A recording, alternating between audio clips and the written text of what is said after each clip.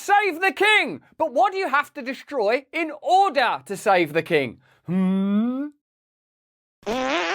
Hello there, you 6.4 million awakening wonders. Thanks for joining us on this voyage to truth and freedom. A truth and freedom that is already within you, waiting to be expressed communally, collectively, and individually through open discourse, through banning censorship, through demanding free speech. We can have conversations through which we will recognise we have more in common than divides us. Take this subject of the coronation. You might not be an English person, a British person, an Irish person even, and therefore not have strong opinions on this subject. In fact, my opinions on the subject are somewhat ambiguous and ambivalent, but let's have a conversation about the nature of power, the nature of censorship, and are the monarchy a British hot button topic like pro-life, pro-choice, and gun control in your country, America? A subject that's used to divide people. Turn on the notification bell right now and subscribe to our channel. It's the only way we can be sure that we reach you every day with the content we make for you every single day. Remember, we're interested in your opinion. We value what you say. That's why I was particularly offended to see that when the Independent newspaper, a British newspaper, I say it's British, but it's significantly owned by Saudi Arabian interests, reported on a broadcast we did last week and changed my words, saying Russell Brand calls the public stupid, silly, when in fact what I'd said was, we must be silly to continue to tolerate this, and then presented a bunch of questions. Do you know why? My wife likes the royal family. My mother likes the royal family. My mother-in-law likes the royal family. My grandmother, God rest her soul, loved the royal family. British people have it deep in our bones because of the wars, the pageantry, the significant things it represents. Queen Elizabeth II's durability and duty are deeply stitched into the fabric of this country. So I would never be flippant or frivolous. Never would I label the public that I am a part of, the community that I belong to, the communities that I grew up in as stupid, because it simply means too much to me. Why then would the Independent change the language? And what does that reveal? If you change something where a person says, we must be silly, to you must be silly, that reveals an intention, doesn't it? It means they have an opinion on me, I suppose, in particular in this instance. Not that I'm suggesting that I'm particularly important, but they are trying to rile a certain group of people. But I'm not alone in thinking that the coronation is perhaps a ceremony that is out of date. In fact, let me know in the comments if you agree with this. I see the coronation of King Charles as similar to the presidency of Joe Biden, unwittingly revealing that an institution is decaying and in need of radical revision. And I also think that the £300 million a year that the royal family cost us is nothing to the £35 billion a year lost through tax evasion, and that the power that the royal family is nothing compared to the power that corporations are able to exert. I think that what we need to address here is power, the nature of power, and unconscious symbols. Let's have a look at events from the weekend. Now, at kick-off, as was the case at every Premier League game, the national anthem was played to mark the coronation of King Charles.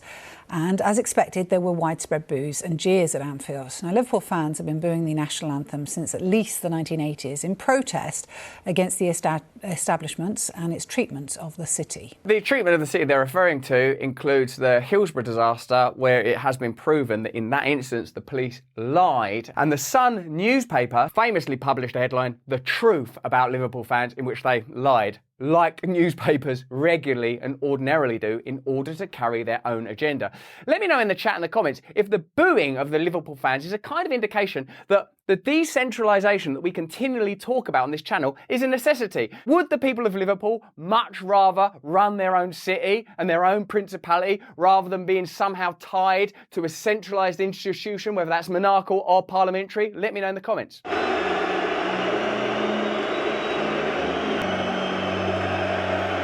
Whatever else we learn from that clip, it shows you that a lot of people are querying this coronation. And again, to let you know my nuanced opinion, I don't think the monarchy is the most significant thing when it comes to corruption and lack of power for ordinary people. I just think it's an indication of how these systems function. But if you want to look at the history of the situation, the power of the British monarchy is derived from imperialism and colonialism.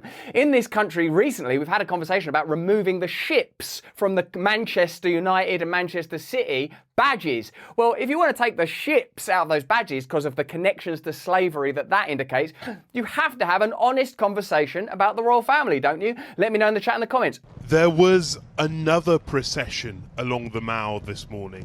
the protesters marched away to the beat of the drum before the king had even left for the abbey. This comment from Giotti is fantastic. This is one of the people that commented on our channel. I just finished watching the coronation. It made me cry, not in a good way, as I watched an elderly man and woman go through a ceremony as old as the country itself and at phenomenally eye-watering expense, to crown the oldest person ever to be crowned in the history of Britain and probably the world.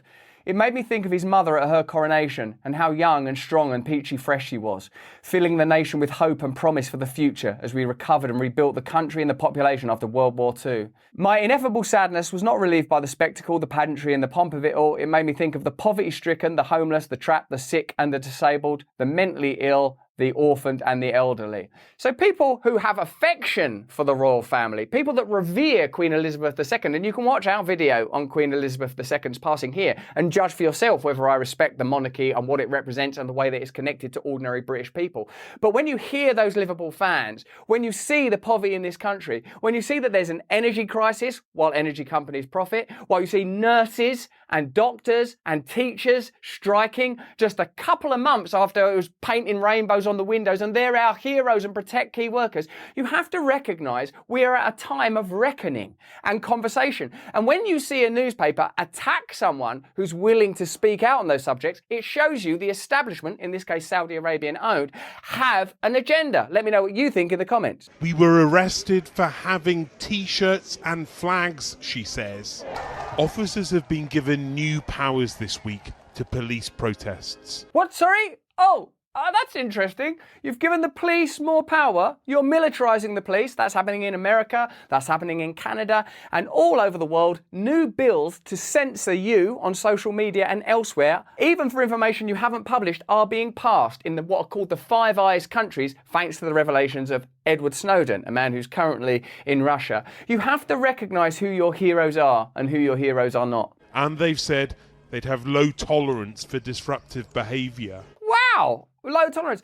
Like the royal family, the police are funded by the public. So what kind of dynamic does that suggest? We're going to have low tolerance with you. People that you disagree with should have the right to express themselves. Should they? Let me know in the comments in the chat. The Commissioner of the Metropolitan Police said tonight that the force is proud to have led the largest policing operation in decades, adding, God save the King. So, that's extraordinary. So, on one level, you might think that the coronation is frivolous, comparatively not expensive, and generally speaking is a symbol to bind the country together. And I think that is what it should be. Like the sadness in that comment, it should represent what the Queen did represent to people 50 years ago. But now it seems to represent something different. The ability to impose power, the ability to control dissent, the ability to censor when necessary, the ability to pass anti-protest laws, the ability to direct funding and taxes towards resources that benefit the elite establishment rather than ordinary people. Good evening, Adriana. It was cold and wet today. The royal family's problems haven't gone away, and this country's still suffering through a cost of living crisis. You wouldn't know it from the golden carriages. But they managed to crown their king, and it's not every day you see that. Thank God we couldn't bloody afford it. And just to show that I'm not against commerce in all of its forms, here's me advertising something from one of our partners that I have to believe to some degree is good for you. I know you. You'd like to drop those leftover pandemic pounds that you put on during the pandemic because you were sad inside because of the pandemic. But how sick are you also of all the ads for weight loss pills and fad diets that probably don't even work anyway and might make your feet change colour? I've been there. I've done that. They don't work. They're a con. They're a trick. It's skullduggery. Do you know what actually works? Eating 5 healthy servings of fruit and vegetables every single day. But who among us has time to prepare that every single day? This brings us around to Field of Greens. Field of Greens is a science-backed formula of specific fruits and vegetables you won't find in any other product. Proper nutrition reboots your metabolism so you can burn calories faster and lose weight a healthier way, and Field of Greens is the only brand backed by a better health promise. Yes, you'll look and feel healthier fast, but the greater proof comes at your next checkup when the doctor goes, whatever you're doing, keep it up. Okay, let's get you started with 15% off your first order. Visit brickhouserussell.com, promo code BRAND. That's brickhouserussell.com, promo code BRAND. And now, let's go back to that deep, intelligent piece of media critique analysis that you were just watching. The gilded gates of Buckingham Palace opened this morning. Gilded gates, golden carriages, horses. This is expensive, but the expense is not really the problem. That expenditure, as we've said, is nothing compared to the corporate power exercised over your government in whatever country you're in, or the tax evasion of powerful corporations. But it is a symbol of where power lies, and it is galling and ridiculous while there's a crisis around food and energy to have golden carriages parading through the streets that you're paying for.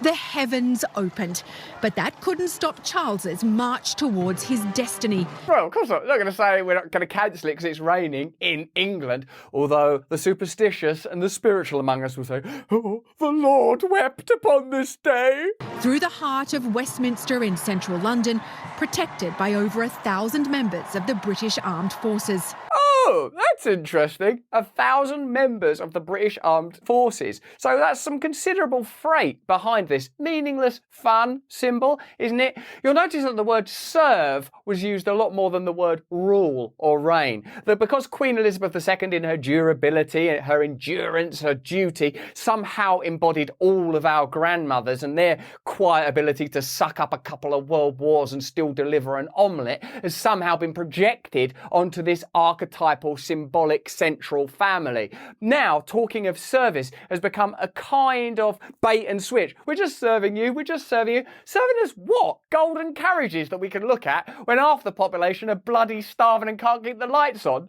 I here present unto you King Charles, your undoubted king. Can't doubt it, can't question it, can't query it. God save King Charles. God save King Charles. And then the oath of office. Your Majesty, will you solemnly promise and swear to govern the peoples of the United Kingdom of Great Britain and Northern Ireland? Of course, we know the power of the king is largely symbolic, but here are a few interesting facts. British monarchs are worth almost $28 billion. The royal family cost UK taxpayers around £300 million every year. King Charles's private fortune is estimated at $1.8 billion.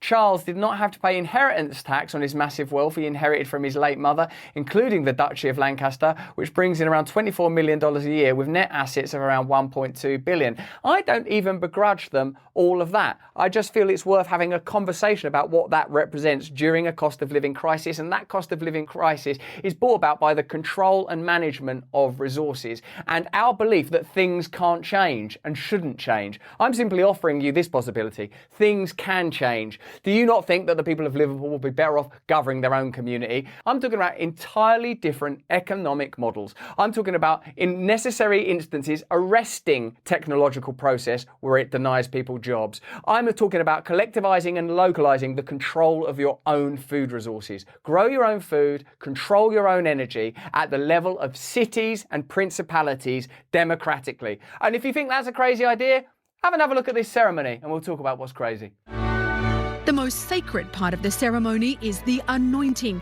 a tradition rooted in the Old Testament of the Bible. Screened from view and using holy oil harvested from the Mount of Olives in Jerusalem, Charles was anointed on his hands, chest and head. What do you mean people could run their own communities and grow their own food? Cuckoo! Cuckoo! Back to the anointing. What's the anointing? Well, we pour magic oil on the king's head and then you can't pay your gas bill. Could I have some of that magic oil? I'm fucking freezing. And this time, the ceremony represented a more diverse country than it's ever been before. Today, the coronation included leaders from the Buddhist, Hindu, Jewish, Muslim and Sikh traditions. Look! Look at the progress! Can't you see those people in robes of the state? A variety of skin colours. See? Progress! Now get down to the food bank and get yourself a celebratory feast and warm yourself up on some oil. Could I have some of the anointed oil? No, we need all of it for our diverse ceremony. A symbol of covenant and peace. It's a symbol of how power will shift and maneuver in order to continue to control. That there is a willingness to be inclusive culturally, and I would say that is a good thing. It's better than not doing it. That's what I mean by it's a good thing. But it doesn't actually change the lives of many, many ordinary people who cannot afford energy, who cannot afford food, who are funding wars abroad in the same way that colonialism and imperialism was founded. We continue to fund wars through tax dollars in, for example, Ukraine, and it seems like we're agitating for one in Taiwan. This is a new form of colonialism. In terms of global economics, Britain is, I would say, broadly irrelevant. Therefore, all of our institutions in the macro are somewhat irrelevant. But symbolically, what you can read from these ceremonies is that power will maneuver and manipulate, supported by their allies in mainstream media, to keep ordinary people distracted, underserved, ill-informed. Let me know what you think in the chat in the comments. Do you read something from this? I'm not saying that you shouldn't like the monarchy. Of course you do. You've seen them all your life. It's like Disney World. You can criticise Disney World. You go there, you probably have a good time. It's been there all your life on biscuit tins, on your money. If you didn't feel anything about it, you'd be crazy. I'm offering you, in a rational secular society that's not meant to be religious anymore, that's meant to be based on Enlightenment values, is this the best way for British people to spend their resources and to spend their attention? Or is it being used to distract us from the fact that whether you voted in our country Conservative or Labour, you're going to end up with the same sort of deal? Is it being used to distract you from the fact that a couple of years ago there was a massive wealth transfer, loads of businesses got shut down, nurses, teachers and doctors were called heroes and applauded, and now just a couple of years later they can't get the minuscule rises and decent working conditions that they're willing to go on strike for? You have to look at these things collectively. That's all I'm inviting you to do. Remember, we don't think we're better than you. We learn from you. We care about you. They don't. King Charles waited for this moment for 7 decades, the longest apprenticeship in British royal history. Also, a pretty good wage for an apprenticeship, 1.2 billion, 125 million a year. Some people are on £5 an hour. I get an hour off for a sandwich at lunch, plus enough time to pop to the food bank. Today, finally, St. Edward's crown was lowered onto his head. God save the King!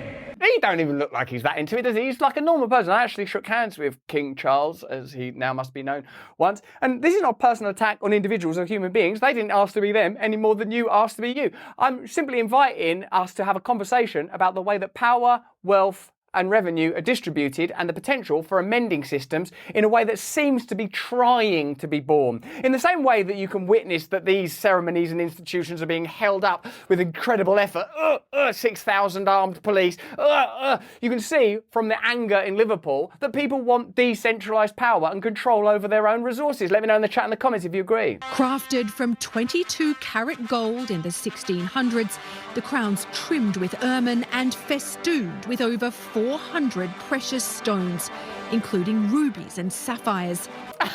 Like they're impressed by how much gold and sapphires weigh. Of course they weigh a lot. Should we have a look at where those diamonds and sapphires came from and if there's any connection to colonialism, imperialism, slavery right now on the King's head? The crown's only used for coronations. Charles will likely never wear it again. And at a price, that's right. Queen Camilla was also crowned and anointed today. Once reviled in this country, Charles's mistress, hated by the public, she's worked hard to improve her image since they wed nearly 20 years ago. What a weird sentence, worked hard to improve her image. Like, the hatred, I think, or the anger or the mistrust is always there, and it's kept down by careful management and crushing of dissent. That's why I'm mentioning that The Independent changed what I said in order to attack me, not just because it personally slighted me, although that is part of it because I'm a human being, but also because they, in order to shut down dissent, they'll change what you said to something else so they can attack you and bring down any dissenting voices. Camilla's worked hard just means there's been an ongoing PR campaign. There's nothing wrong with Camilla. I'm not attacking Camilla. She's an ordinary person. She deserves to be happy. They fell in love. They're normal people. Nothing wrong with any of that, except for you're paying for it. And it's a symbol of hegemonic power and also a symbol of you cannot change things. Things are the way they are. The King and Queen left the Abbey dressed in their purple robes of estate, escorted by nearly 4,000 military personnel. Subtext? 4,000 military personnel? This is here to stay or we'll fucking shoot ya.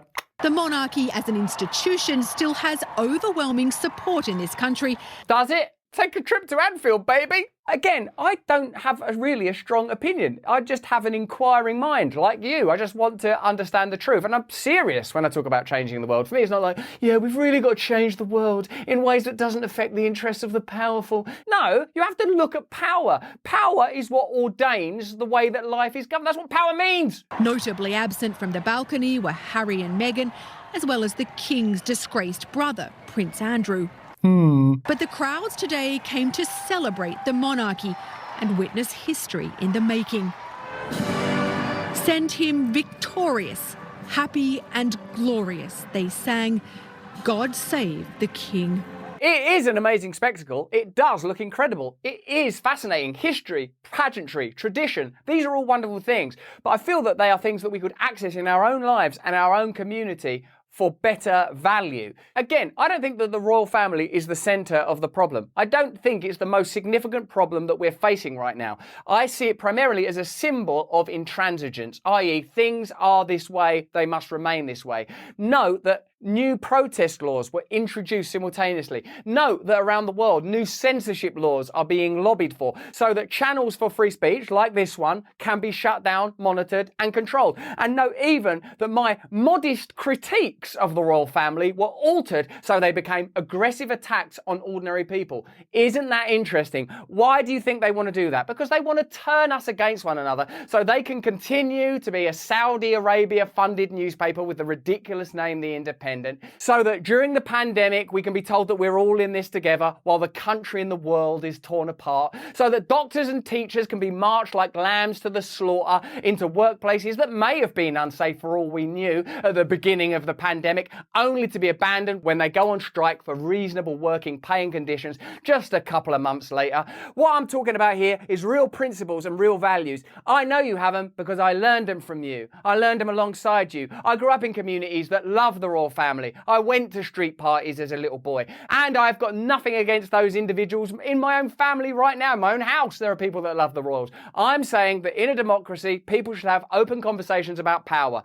Of course, the wealth of the royal family is nothing compared to corporate power in our country, America, and all around the world. But symbols of power are part of power and must always be reviewed and scrutinised. But that's just what I think. Why don't you let me know what you think in the chat and the comments? I'm interested in what you believe. Turn on the notification bell and subscribe right now. It's the only way you'll see the content we make every single day. If you enjoyed this video, have a look at either of these. That's the one I made about Queen Elizabeth II. Respectful of these institutions, respectful of duty, but much, much more respectful of you and of what we can achieve together. Stay free.